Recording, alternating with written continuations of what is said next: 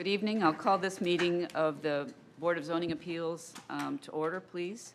And we'll begin with the Pledge of Allegiance. If you'll stand, please. Pledge allegiance to the flag of the United States of America and to the republic for which it stands, one nation, under God, indivisible, with liberty and justice for all. Mr. Dale, if you would take the attendance, please. Yes. Josh Fedor. Present. Jim Hurst. Present. Josh Martin. Present. Amanda Miller. Absent. Kathy Postlethwaite. Present. We have quorum of 4. Thank you, Mr. Dale. The next item on our agenda is the approval of the minutes from the last meeting. We've all seen a copy of those minutes. Are there any questions, adjustments? I move we approve the minutes. Thank you, Mr. Hurst. Is there a second? Second. Thank you, Ms. Fedor. Any further discussion? Hearing none, all in favor, please signify by saying aye. Aye. Any opposed? The minutes are approved. So the next item on our agenda is a continuance. And Mr. Smith, is there something we need to know about that before we move along? Nothing really has changed. They applied for this petition. I got an email that you'll see attached. They're trying to make some conceptual changes to the layout of their proposed subdivision. They met with staff, and just the way the timing worked out, they didn't have enough time to incorporate all of staff's suggestions into their conceptual layout, so they wanted to continue this to the June meeting. The goal from their side of the table and from staff's side, they do have to come for a special exception because of the number of lots and the zoning classification. They're moving forward, if you'll see the updated conceptual layout, with 14 lots being proposed, which is a major residential subdivision. The conversation we had was trying to avoid the need for development standard variances relative to the 3-to-1 lot depth width ratios. They also had incorporated in the original layout parts of the road and some of the drainage components into the total lot size area, which is not allowed in the subdivision control ordinance. So we were trying to work through some of those details. Anyway, the suggestions we made were beneficial to them, but they just didn't have enough time to put all of that into a proposal that they were comfortable with speaking on tonight. So they wanted to move to June's agenda, which they are entitled one continuance, and so that's what they're doing. Okay, thank you, Mr. Smith, and we will move that to the agenda for our next meeting in June. So the next item on our agenda is docket number 2025-09-DSV, and this is a development standards variance. Elizabeth Schweed, is you representing petitioner? Okay, thank you. We'll hear from the staff first, and then you'll have the chance to approach the podium and give your name and address, and then let us hear from you. Okay, thank you. Mr. Smith? Yes, ma'am. So you'll see this is, the address is 4190 Hamilton Run. This is in the Holiday Farms PUD. If you've seen the photos, you'll see this is the encroachment that we are discussing. Obviously, it's already there. A building permit was issued in 2024. It went through all the construction. They showed up to do the final inspection and noticed the encroachment, and that's where they were failed at their final inspection. And that's kind of what triggered this petition and caused us here to need to ask for this request. Again, it's in the Holiday Farms PUD. Applicable standards, Exhibit 5, Row G. And you'll notice on Row G, the side yard setback standard is 5 feet. Roughly, I think it's 3 feet and some inches is what it encroaches. But essentially, this would reduce The side yard setback down to 1 foot. Again, it's an existing encroachment. Because this was reviewed through our zoning review process, staff supports the petitioner's request for this variance. If you have any specific questions, happy to answer them. Essentially, what we're looking to do here is clean up some of our paperwork on the permitting side. If this is approved, the petitioner will be able to pass their final inspection and get their certificate of occupancy. So, Thank you, Mr. Smith. Are there any questions for staff? I think there was basically some recommendations for the fire resistance. Can you speak on that a little bit? so I'm going to dabble a little bit. I'm going to speak in some high-level terms because I'm not the expert on the fire ratings. But essentially, when a structure is less than 5 feet from the property line, that measurement triggers standards in our fire code, fire rating standards. With this being obviously less than 5 feet, they're going to have to adhere to those fire ratings, which if you look in their packet, the builder notated that they were more than willing to do that. I can't speak to specifics as like what are they going to have to update or what are they going to have to change. That would be more of our inspection team that would know that type of stuff, or maybe the builder would know that. But they're more than willing to do that if this variance is granted.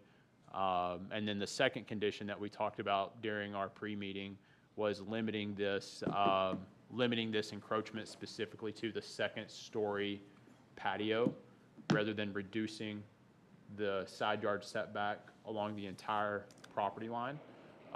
Just to prove this variance and grant this variance only for the second-story patio. Happy to answer any other questions you have.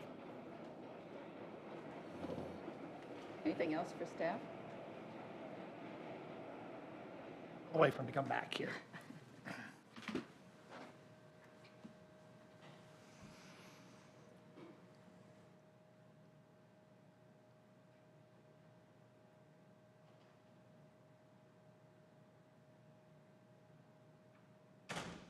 Yes.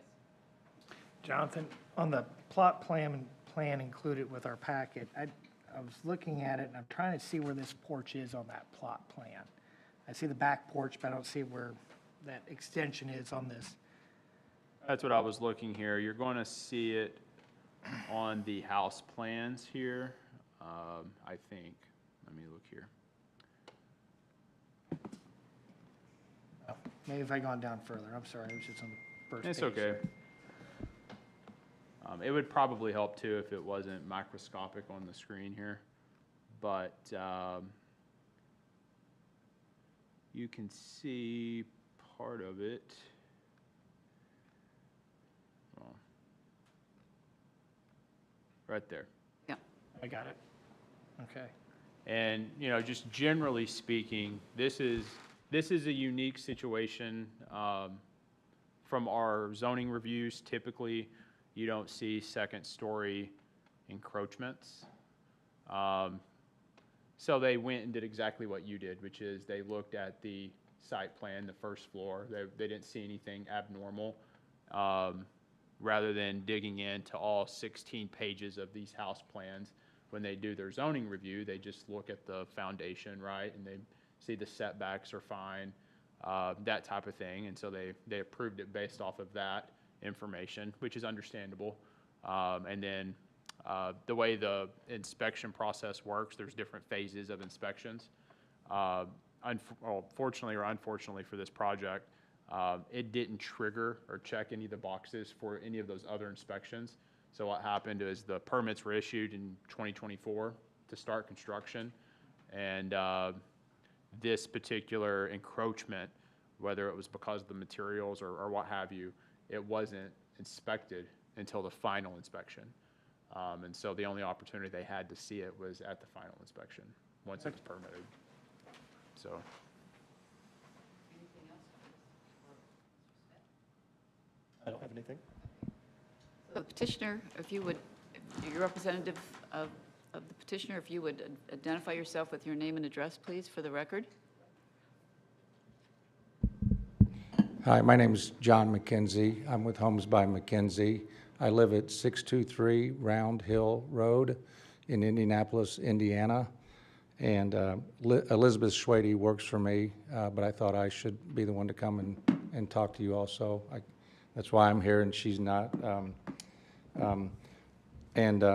Just to add, I think the reason the cantilever deck didn't show on the plot plan is there's no foundation under it. It's cantilevered out, so there's nothing structural in the ground that would usually show up on the plot plan. So I think that's why that didn't go from the floor plan and elevations to the plot plan. The only other couple things I wanted to add as far as the fire rating, the railing and the decking is fire rated material right now. What's not is the treated wood that is the basically the structure of the deck. And so that's the material that we would look at replacing, or there's also coatings that you can apply to those type of members and get the fire rating that we would need to be able to pass that code. And our plan would be to do that if we get the variance. And then the last thing I wanted to point out was, it's hard to see from that picture, but that cantilevered part of what we call the grill deck is about 7 feet, 8 feet above the ground. So it's not a hazard from access to get around the house or someone walking on the side yard. You'll actually go right underneath that area.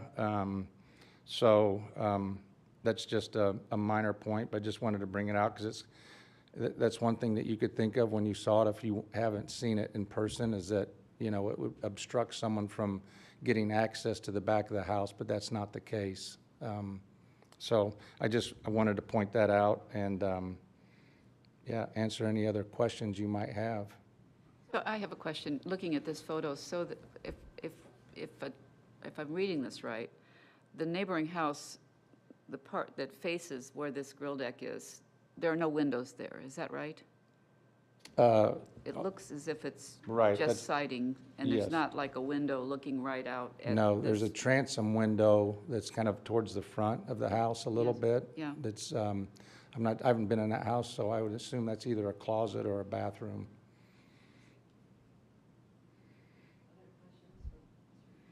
Is the house next door fully built? Is someone living in that house? Yes. Residence? Yes. And you haven't heard any complaints from them in regard No, to this? no, in fact, we've talked to them about that, and they're supportive of us being able to keep it there, and, yeah, we've had a good they were there before we even started building, so they kind of got to watch the whole project go, and like we normally do in a build, we developed a relationship with them, just being good neighbors, because it's always kind of a pain when you're living in someone's building from start to finish right next to you. Is that going to be solid in between those houses, or is that mulch down through there? It's actually, I believe, already done, if I'm not, and it's sod, right? Yes, it's grass. Okay. Thoughts or questions? No, I just was going to ask if there had been conversations with the neighbors, Right. and that's already been answered, so I'm satisfied. Jonah, is there anybody online that would like to speak? No. No? Okay. I'm assuming there's nobody in the room, so. As you probably heard Mr. Smith mention, this, if the variance is granted, it would only be for this particular project. It would not be a variance that changed the setback for the entire length of that side of the lot. Correct. Would be understandable. I think you would see that this is an adjustment that's being made only for where this particular incursion has happened. Yes, I understand that, yep, yes, thank you.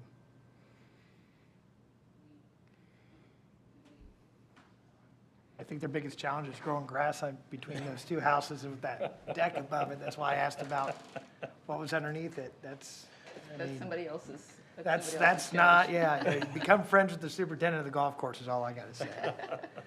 Are we ready to decide, make a So, decision? yeah. Yeah, I could take a crack at it. Okay, thank you, Mr. Hurst. I move that docket, I got to zoom in, 2025-09 DSV Development Standards variance to reduce the 5-foot side yard setback to 1 foot for Lot L6 of the Holiday Farms PUDB, conditionally approved as presented and described based upon the findings in the staff report and the staff recommendations, submitted findings of fact, substantial compliance with the submitted site plans, and the following conditions of approval. Number 1, the petitioner is required to adhere to the requirements of the of the 2020 Indiana Residential Code. Specifically, the petitioner shall ensure that all fire resistance ratings are met and the structure adheres to all applicable safety standards.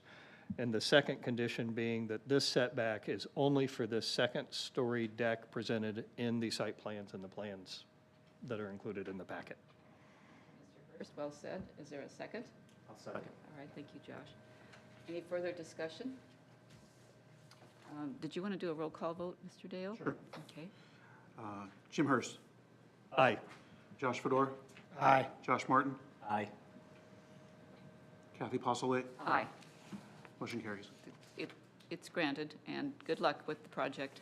Thank you. Appreciate your time Hopefully that tonight. will relieve the problem that they've had, and they can fully move in, and we're glad. All right, thank you. Thank you. And we have one other item that we want to discuss before we adjourn this evening, and that has to do with minute taking. And any thoughts about the minutes as they were presented this month? Would you like to see them be shorter and more concise? What would your thinking be?